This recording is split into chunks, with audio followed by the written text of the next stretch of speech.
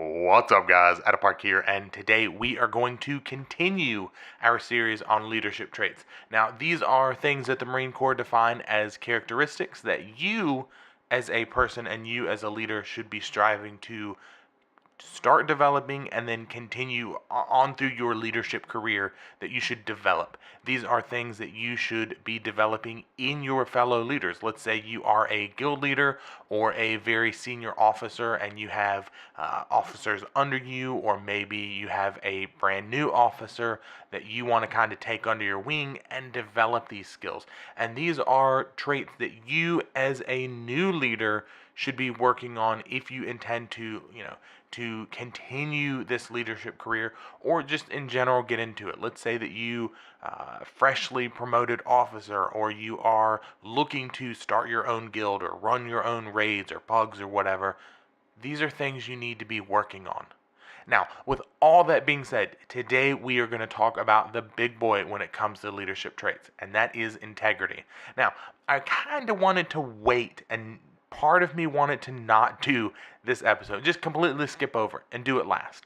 And then part of me wanted to do it as I normally do with all the rest of them, but not tell you guys how important that this trait was until the end. But I feel that especially today, with the 4th of July and whatnot, it is probably in my best interest and your best interest to know about this trait. The reason why this is the one above all else when it comes to leadership traits is very simple. If you've been paying attention to any of the other leadership trait videos, if you watch any of them in the future, if not, you really should.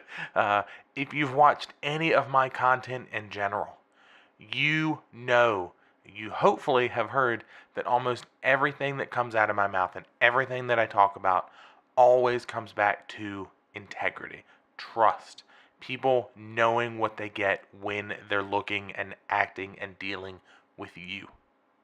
So, with all that being said, why is it so important? Well, it all boils down to, like I said, that one key word, trust. Your raiders are putting their trust in you as their leader. They are giving up their time, their ability to do what they want. Go out and be with friends or significant others, or in general play other games, or do whatever they want, even if it's to get into, in some cases, a better group or a better guild or a better bug. They're doing this, and they're working around your schedule, and they're meeting your schedule. They're working around what you want to do. And they are sacrificing their energy and like I said, that aforementioned time for you. They are putting their trust in you as a person. And so the most important thing is to continue to uphold that trust. Once you break that trust, once the integrity of your character is questioned, it will continue to be questioned no matter what. You can have people in your guild that they may have heard stories of something that you've done in the past, or even older, more old school, or OG or whatever players that have been around in the guild forever, that remember that 3 or 4 years ago or 6 months ago or however old your guild is, that you gave an item to a person that didn't earn it, that didn't deserve it, that you faltered and you lied and you didn't tell the truth, or something happened and your integrity came into question, and that's never good. So once these players see that you are willing to break their trust, that you are willing and able to waste their time, to jeopardize their energy, their time, their time with significant others for your personal gain, or worse yet, their detriment, you're not going to get it back. Now, let me be clear here. When I say wasting their time, jeopardizing their time, energy, etc., I don't mean you shouldn't sit people, because it is in your best interest to, for the group in general, to do these things. But what I mean is, purposefully know that you can or cannot do something and then do it. If you know that you have 2 healers on, but you're raiding tonight even though you have a 15-man group, you're banging your head against the wall.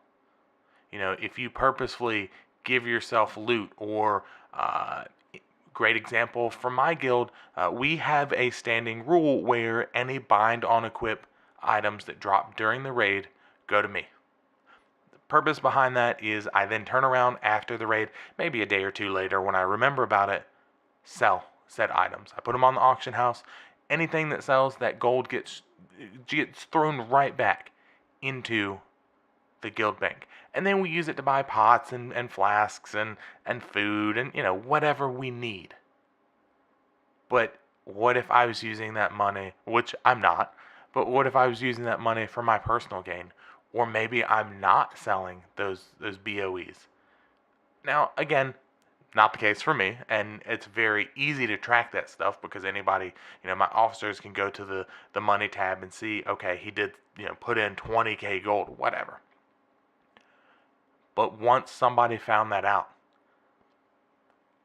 no one would believe me ever again. People would say, no, we're not going to do this, or, somebody else has to handle loot, or simply put, we're leaving the guild, or we no longer want you in charge because of this.